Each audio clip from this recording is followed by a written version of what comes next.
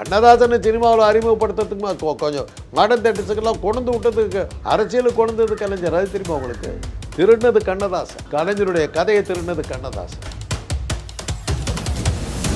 இந்த காலத்தில் அப்போல்லாம் என்னன்னாக்கா பராசக்தி வாசனம் பேச தெரியலன்னா ஸ்கூலில் சிரிப்பாங்க. ஆத்திச்சூடிய கொன்றை வேந்தன் நாலடியார் இதெல்லாம் கேட்டால் தெரியுதா தெரியலனாக்கா அதை பற்றி அவனுக்கு கவலைப்பட மாட்டான். பராசக்தி கோர்ட் வசனம் தெரியலடா அவனுக்கு. ஐயோ கோர்ட் வசனம் தெரியாது என்னடா நீ, இது கூட தெரியாது. மனோகரா தர்பார் வசனம். அது அவங்களுக்குள்ள இருந்த ஒரு பர்சனல் தகராறு தான் அந்த மாதிரி. எல்லாம் நம்ம வந்து டீப்பாக போகக்கூடாதுங்க. எல்லாம் போனாக்கா அவங்களுக்குள்ளார பல விஷயங்கள் சொன்னால் நம்ப மாட்டீங்க. எல்லா விஷயத்துலையும் தான் எது வாங்கினாலும் அவங்க கலைஞர்கிட்ட ஷேர் பண்ணி தான் எங்களுக்கு தெரியும். எவ்வளோலாம் பண்ணியிருக்கேன். இதுக்கப்புறமா என்னை எடுத்து பேசுகிறேன். என்ன சட்டமன்ற தேர்தலில் 77 எம்ஜிஆர் ஜெயிச்சு வந்துட்டார். முதல் முறையாக ஆட்சிக்கு வந்துட்டார். அதுக்கு அடுத்து அப்படி உள்ளாட்சி தேர்தல் நடக்குது. ஒரு முனிசிபாலிட்டியில் கூட ஜெயிக்கும் எம்ஜிஆர். எல்லாத்தையும் தூக்கு தெரியுமா? அது ஞாபகம் இருக்காது யாருக்கும். ஏன்னா அதை அப்படியே மறைச்சாச்சு. அச்சு ஊடகங்கள் அதை அப்படியே மூடிட்டாங்க. அன்றைக்கி உங்கள் மாதிரி யூடியூபெல்லாம் இல்லை. அதனால் அவங்க வச்சா தான் சட்டம். அதை அப்படியே மூடியாச்சு.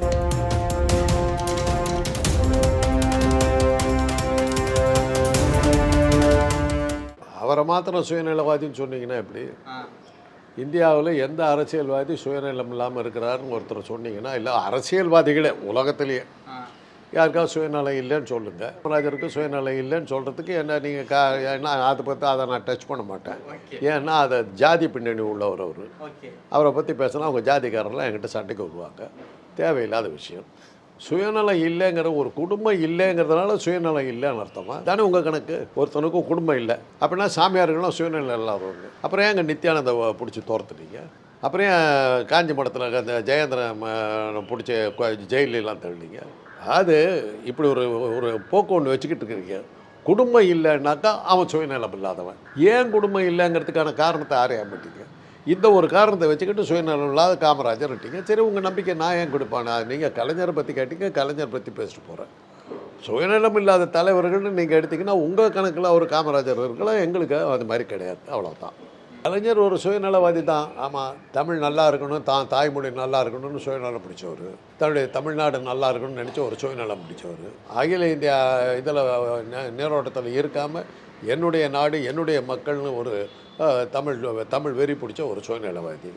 பல சுயநலம் இருக்குது. தமிழ்நாட்டு மக்களுடைய பொருளாதாரத்தை உயர்த்தணும்னு நினைக்கிற ஒரு சுயநலவாதி. அப்புறம் தமிழ்நாட்டு மக்கள் குடிசையில் இருக்கக்கூடாது, அவங்களுக்கு குடிசையெல்லாம் மாற்றி அவங்களுக்கு ஒரு நல்ல வீடுகள்லாம் கொடுக்கணுங்கிற மாதிரி தமிழ் மக்களுக்கே அதை கொடுக்கணும்னு நினச்ச ஒரு சுயநலவாதி. பல சுயநலங்கள் இருக்குது. தமிழ் மொழியினுடைய மாண்பை வந்து உலகம் முழுவதும் பரப்பி விட்ட ஒரு சுயநலவாதி. உலகத்தமிழ் மாநாடுகள்லாம் நடத்துகிற ஒரு சுயநலவாதி. பல்வேறு வகையான சுயநலம் இருக்குது. தொழிற்சாலைகளை உருவாக்கி தமிழ்நாட்டை ஒரு முதல் மாநிலமாக மாற்றின ஒரு சுயநலவாதி. எவ்வளோ சுயநலம். கண்டிப்பாக நீங்கள் சொன்னது ரைட்டும். கடுமையான சுயநலவாதி. கண்ணதாசன் வாழ்க்கை வரலாறு எழுதும்போது நானும் கலைஞரும் ட்ரெயின் ஏறிட்டு வரும்போது டிக்கெட் வாங்குறதுக்கு காசில் ரயில் ஏறி வந்துட்டோன்ட்டாங்க. உடனே அன்றைக்கி இருந்த காங்கிரஸ்காரர்கள், சுயநலம் இல்லாத காங்கிரஸ்காரர்கள் திருட்டு ரயிலில் வந்தவங்கன்னு ஆரம்பிச்சிட்டாங்க. அப்போ கண்ணதாசன் இன்னும் கூட சொன்னார், அதே ரயிலில் ஒரு தலைவரும் வந்தார், உங்கள் ஒரு தலைவரும் அவர் பாத்ரூமில் ஒழிஞ்சிக்கிட்டார், நாங்கள் இதில் வந்தோன்னார். அதை யாரும் சொல்லலை. இந்த ஸ்டாலினை பற்றி எவ்வளோ காலமாக பேசுகிறாங்க. ஏன்னா பேசுகிறதுக்கு பாயிண்ட் இல்லை. ஸ்டாலின் ஜாதியை பற்றி பேசுகிறாங்க. இன்னும் பெரிய ஆகாயத்திலிருந்து குதிச்ச மாதிரி. அவங்க கிருஷ்ணதேவராயன் பரம்பரைன்னாங்க. ஆமாம், கிருஷ்ணதேவராயன் விஜயநகர சக்கரவர்த்தியா. அந்த திருட்டுறையில் கேட்டிங்க. அதுக்கு சொல்லும்போது டிக்கெட் வாங்காமல் வந்துட்டோன்னா திருட்டுறையில் சொல்லி இவங்க பேசிக்கிட்டாங்க. திருட்டுறையில் ஏறி வந்தார். என்னமோ இவங்க தலைவர்கள்லாம் ராஜ பரம்பரை அப்படியே சாரட்டு வச்ச குதிரையில் யானை மேலே அம்பாரியில் வந்த மாதிரி. நீ உங்கள் ஊரில் பிச்சை எடுத்துக்கிட்டு இருந்த, பட்டணம்பொடி வியாபாரம் பண்ணிக்கிட்டு இருந்த, இங்கே வந்து எப்படி ஒரு பெரிய பங்களாவில் வந்து குடி வந்த? அப்படி தான் எடுத்து காமராஜர் கிளீனாக சொன்னார். கலைஞருடைய செல்வாக்கு 71 வந்து உச்சத்தை தாண்டி போயிடுச்சு. கவுண்டிங் ஆரம்பிக்கிறாங்க. கவுண்டிங் ஆரம்பிக்கும் போதே 9 மணிக்கெல்லாம் காமராஜர் வீட்டுக்கு போய் மாலையெல்லாம் போட்டு பொன்னாடியெல்லாம் போத்திட்டு, சீஃப் மினிஸ்டராக என்றைக்கு பதவி ஏற்றிக்கிறீங்கன்னு சொன்னீங்கன்னாக்கா அன்றைக்கி நம்ம ரெடி பண்ணிடலாம். நம்ம இதெல்லாம் மண்டபம்லாம் கவுண்டிங்கு முன்னாடி 8 மணிக்கு ஆரம்பிக்க போகிறாங்க. கவுண்டிங்கு முன்னாடியே போயிடுறார் சீஃப் செக்ரட்டரி. ரெடி எல்லாம் பண்ணி எப்படி ரெடி பண்ணுறதுலாம் சொன்னீங்கன்னா எல்லாம் கவுண்டிங் முடிச்சுட்டு வா நம்ம பார்த்துக்கலான்னு சொல்லி அனுப்பிச்சிட்டார். 9:30 10 மணிக்கு அது எங்கேயோ போகுது, ஒன்றுமே புரியல. 9:10 மணிக்கே கதலாயிடுச்சு. பார்த்தா 234 இடத்துல 184 இடங்களில் திமுக தனிப்பட்ட வெற்றி. கலைஞர் தன்னை அசைக்க முடியாத தலைவராக முடிவெடுத்தார். இந்த வளர்ச்சி இந்திரா காந்திக்கு. அந்த சமயத்தில் கலைஞர் தன்னிச்சையாக பல முடிவுகள் எடுத்த போது கட்சிக்குள்ளார் அப்போ தான் குடும்பம் உள்ள வருது. கலைஞருடைய குடும்பம் உள்ள வர முத்து வந்து அவருடைய தாய் வழி தாத்தா வந்து சிஎஸ் ஜெயராமன், தந்தை தான் கலைஞர். சிஎஸ் ஜெயராமனுடைய அந்த தாய் மாமா அவர் சிஎஸ் ஜெயராமன். அந்த குரல் வளம் சிஎஸ் ஜெயராமனுடைய குரல் வளம் அப்படியே முத்துக்கு இருந்தது. அதனால் அவர் வந்து இசை நிகழ்ச்சிகள் நடத்திக்கிட்டு இருந்தார். பிரமாதமாக ஓடிக்கிட்டு இருந்தது. நல்ல திமுக கூட்டங்கள்ல எல்லாம் அவரை கூப்பிட்டு இசை நிகழ்ச்சியெல்லாம் நடத்தி அவ்வளோ அருமையாக பாடுவார். ஆர்கெஸ்ட்ராலாம் வச்சு இன்றைக்கி இளையராஜா அவங்களாம் என்ன பண்ணுறாங்களோ அது மாதிரி ஒரு நிகழ்ச்சி அவர் நடத்திக்கிட்டு இருந்தார். அந்த டைமில் கலைஞருக்கு வந்து இது என்னன்னாக்கா எம்ஜிஆர் தான் எதுக்குனாலும் எம்ஜிஆருடைய இன்டர்ஃபியரன்ஸ் வர ஆரம்பிச்சது. ஒவ்வொன்றுக்கும் வந்து எம்ஜிஆர் வந்து கேட்க ஆரம்பித்தார். சரி, இவரை மாட்டம் தட்டணுன்னாக்கா நாம் ஒரு இதை உருவாக்கணும்னு சொல்லிட்டு முத்துவை இவரே கதைவசனம் எழுதினார். பிள்ளையோ பிள்ளைன்னு எழுதி பட ஆரம்ப விழா வந்து எம்ஜிஆரை வச்சே பூஜை போட்டு ஆரம்பித்தார். போது அவருக்காது படவே முத்து வந்துட்டு இது பண்ணிட்டாக்கா இந்த படம் சக்ஸஸ் ஆச்சுன்னா எம்ஜிஆர் அவ்வளோதான் அப்படிங்கிற மாதிரி டாக்கை க்ரியேட் பண்ணி எம்ஜிஆருக்கு அது புரிஞ்சிடுச்சு. சரி, கொண்டு வர்றாரு. இதெல்லாம் சேர்ந்து தான் அவர் வந்து கட்சி விட்டு வெளியே வந்தார். வெளியே வந்தபோது அவர் வந்து என்னென்னமோ பேரெல்லாம் வச்சார்.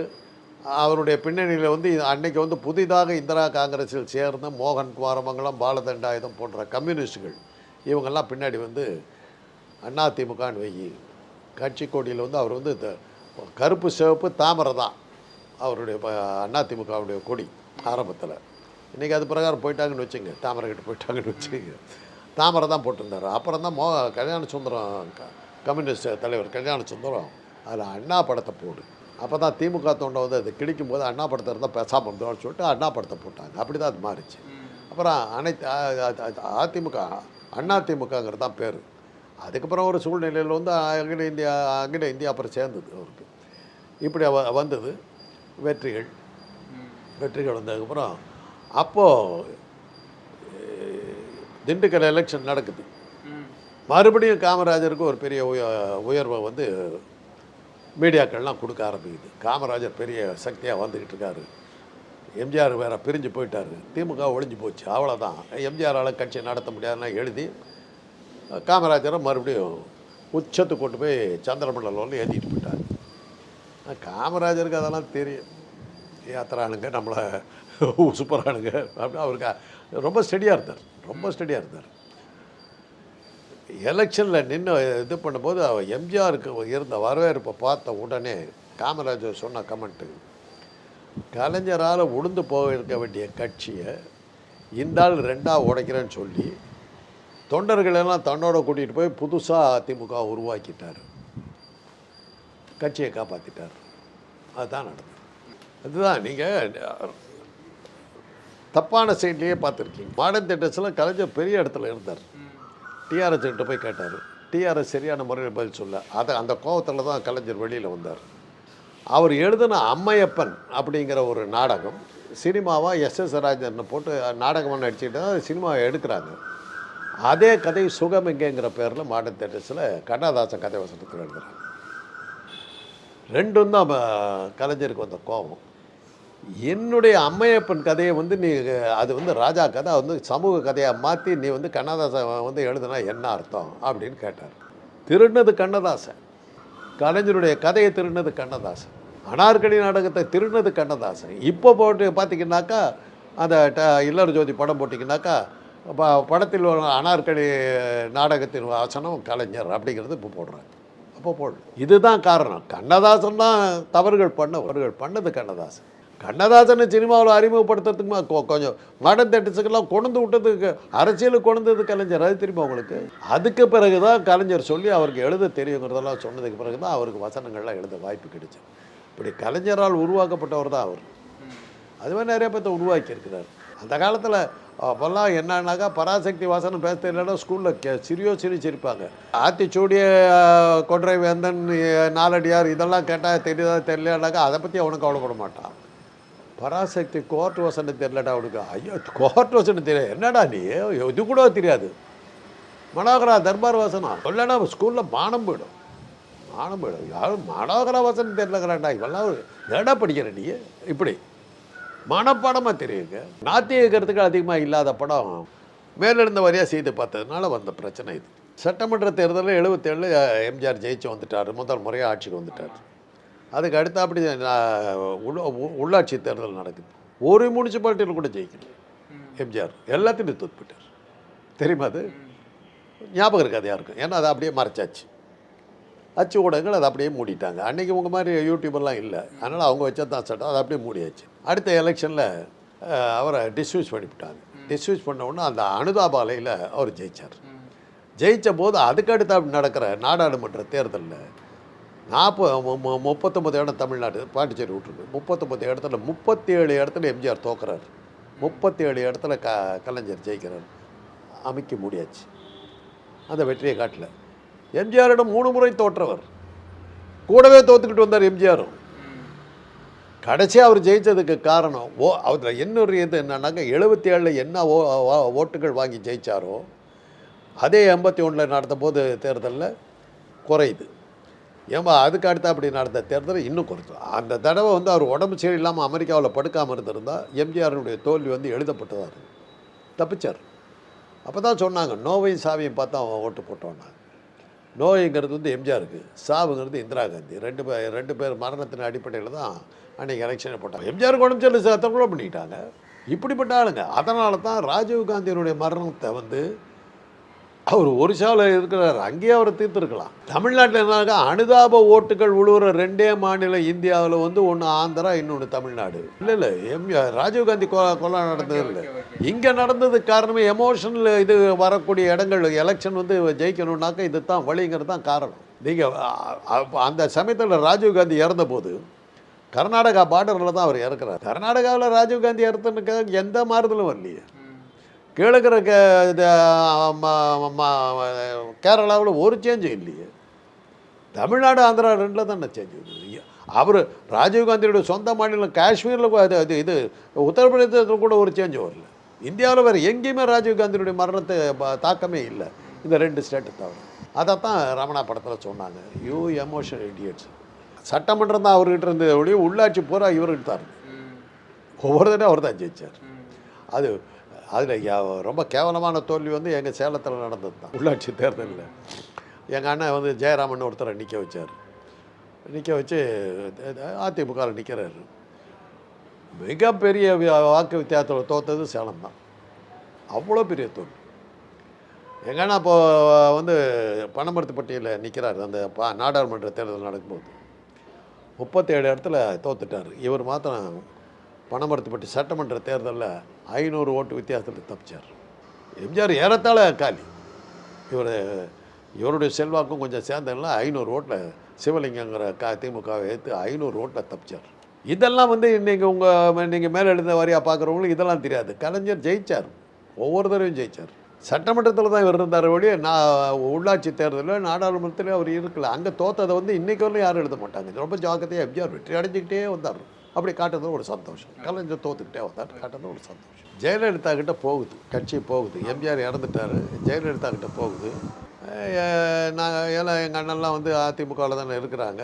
அந்த சமயத்தில் சீனியர் லீடர்ஸ்னு எடுத்திங்கன்னா நாவலர், இவர் எங்கள் அண்ணன், எஸ்டிஎஸ் இவங்கெல்லாம் இருக்காங்க. எஸ்டிஎஸ் கூட இல்லை, எஸ்டிஎஸ் இருக்கார், அவர் ஓரம் கட்டப்பட்டு விட்டார்.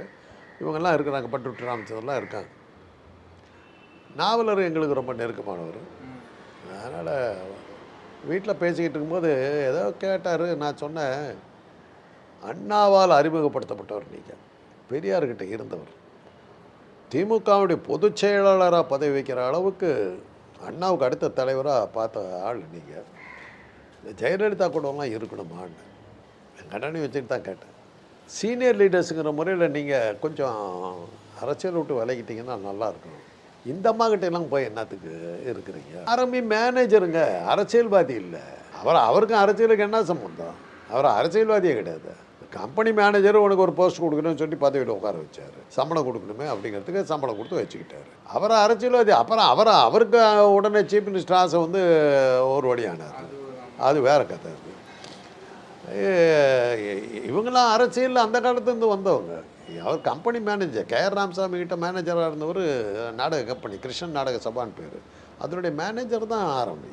அங்கிருந்து அவர்கிட்ட இருந்தபோது எம்ஜிஆர் வந்து அந்த கிருஷ்ணன் நாடக சபையில் வந்து நடிச்சுக்கிட்டு இருந்தபோது ஆரம்பி பழக்கப்பட்டு கேஆர் ராமசாமிகிட்ட கேட்டுட்டு ஆரம்பியை கூட்டிகிட்டு போனார். அப்படி தான் அவர் வந்தார். அவருக்கும் அரசியலுக்கு சம்மந்தம் கிடையாது. கடைசி நிமிஷத்தில் ஆசைகள் வந்து தன்னை ஒரு அரசியல் தலைவராக அவர் நினைச்சார், அது வேறு. அப்போ நாங்கள் இதெல்லாம் சொல்லும்போது என்ன சொன்னாங்கன்னா, நாவலர் என்ன சொன்னார்னா, இல்லைப்பா கேட்குறதுக்கு இல்லைன்னா அந்த அம்மா இஷ்டத்துக்கு ஆடிடுவா, அதனால் ஒரு கண்ட்ரோல் வேணும், அதனால் நாங்கள்லாம் இருக்கணும். இஷ்டத்துக்கு ஆடுவாங்கங்கிறது உங்களுக்கே தெரியுது, உங்கள் சொல்ல கேட்பாங்கன்னு உங்களுக்கு என்ன நம்பிக்கை இருக்குதுன்னு இப்போ கொஞ்சம் வந்துட்டு எங்களை குழப்பாதட்டார். போய் நின்னாங்க. நாவலருக்கு இந்த மாதிரி நல்ல மரியாதை கூட எங்கள் அண்ணனுக்கு நல்ல மரியாதை தான் கொடுத்துச்சு. அந்த அம்மாளுக்கு ஒரு இது என்னன்னாக்கா, ரொம்ப டீப்பாக இங்கிலீஷ் அவங்களோட பிரமாதமாக பேசுனீங்கன்னு வச்சுங்க, கோவம் தான். நம்மளை விட இங்கிலீஷ் தெரியுமா உனக்கு அப்படிங்கிற கோவம். அடுத்தது எந்த தலைவர்கள் வந்தாலும் நீங்கள் தான் இல்லாமல் போகக்கூடாது. அது எந்த தலைவரும் நியாயமான இது. ஒரு பிரைம் மினிஸ்டர் வர்றாருனாக்கா அவரை மிஞ்சி நீங்கள் போகக்கூடாது, அது ஒரு ரூல். அது அதிகாரிகளே அப்படி தான் பண்ணுவோம். அப்படி இருக்கும்போது இதெல்லாம் இவருக்கு வந்து டெல்லியில் எல்லாம் செல்வாக்கு இருக்குன்னா நினச்சா நரசிம்மராவை கூப்பிட்டாலாம் போய் பார்த்துட்டு வர்றது, இதெல்லாம் பண்ணிக்கிட்டே இருந்தார்.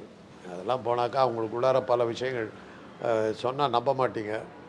எல்லா விஷயத்துலேயும் தான் எது வாங்கினாலும் அவங்க கலைஞர்கிட்ட ஷேர் பண்ணிட்டு தான் பண்ணிச்சு.